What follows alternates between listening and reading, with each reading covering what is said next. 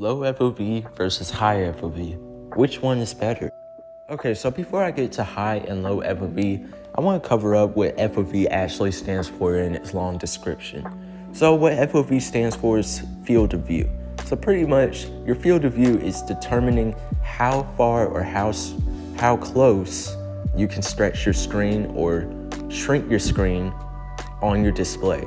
So pretty much if you go higher on your FOV or you bring your FOV higher, it's going to stretch out, making you look like you have stretch resolution, which is another thing that you could say is for high FOV players.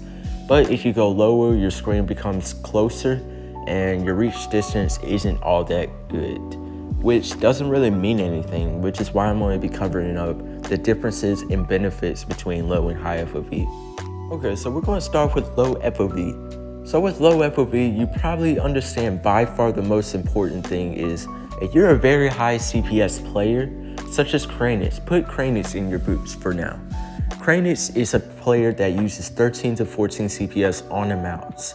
Now with 13 to 14 CPS, you can get a lot of good combos depending on your control, which is why I want to put in this. So pretty much with low FOV, if you're a very high CPS player, as I said, low FOV is going to give you good precision and good aim. Notice how Kranitz has very good precision when it comes to switching between his blocks and sword. Now this is pretty much because of the side buttons on his mouse, but that doesn't really mean anything. This is all from skill and accuracy, but not just that, low FOV is giving him that chance and distance to allow him and the player to get more of a hitbox between each other. Now I would put this in Kranitz's shoes as an opportunity to hit the player more since he has more CPS. Now if you're not really comprehending this or understanding what I'm saying, pretty much to be specific, Kranitz has 13 to 14 CPS, which is very crucial in his gameplay. With 13 to 14 CPS, you can pretty much break an average person who uses 7 CPS in a close distance. Now, if you're using low FOV, you're already in the close distance and you're getting better precision and aim. The second benefit that I would say about low FOV is that you and your player's hitbox. Put it like this, whenever you're fighting somebody in a close PvP match, whether it's Sky Wars, Treasure Wars, or whatever it is on the Hive, you know that Hive's FOV, or what I should say this, you know that Hive's hitbox or knockback distance is very different compared to other servers. But this has nothing to do with it. What I'm mainly concerned for you to understand is that with hitboxes between players fighting, close distance is very advantageous with other players who use higher FOVs than the people who use normal FOVs, which is probably lower. But with lower FOVs, this gives you the chance to have more of a hitbox, meaning that you're closer to the player than you think you are.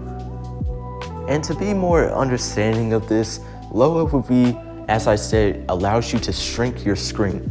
This gives you more of a chance than other players who have a reach distance.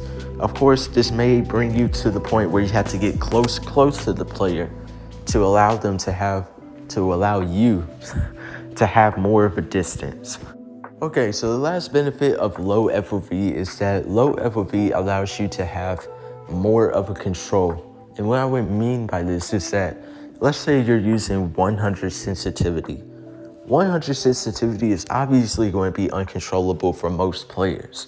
But with low FOV, so much of a distance, like let's say you're using high FOV. High FOV is very advantageous whether it's low FOV or high FOV. But high FOV, if you were using a 100 distance, or what should I say, 100 sensitivity, then it's going to be uncontrollable because your players look so far off of a distance than when you're using low FOV. So what am I saying? Low FOV is more advantageous and it allows you to have more control.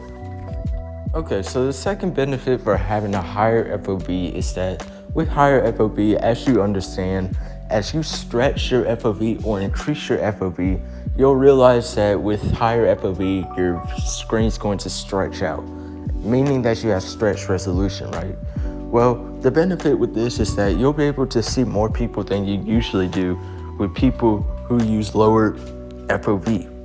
So with low FOV people, you'll understand that as you zoom or shrink or compress, your video screen is pretty much focusing a lot more, I would say, at the center. But as you stretch out your FOV, it's going to become more wider and bigger, which allows you to see more of your surroundings.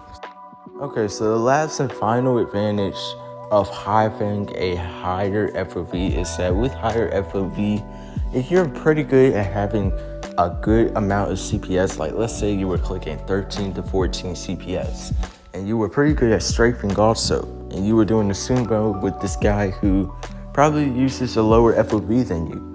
Well, pretty much here's what's going to happen. You're going to have a better advantage than them, because if you're having a good strafing and a good amount of CPS, you're pretty much going to be unpredictable, because not just that, it's not that you don't have reach, but you're going to have a bigger distance than your opponent, and your opponent's going to have a hard time hitting you.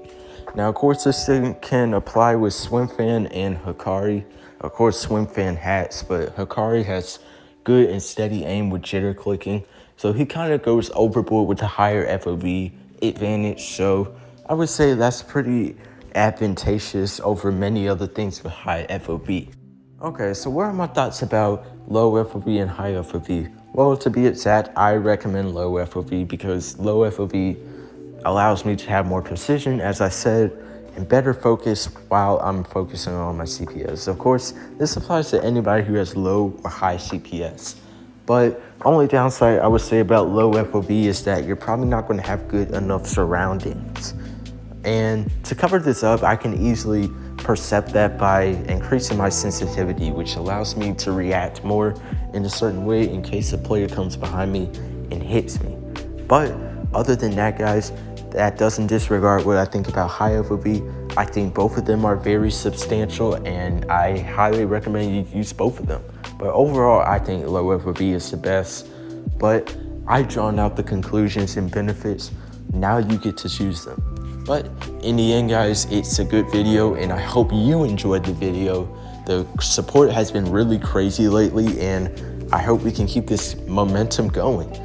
And yeah, I hope you enjoyed this video. Peace out, guys.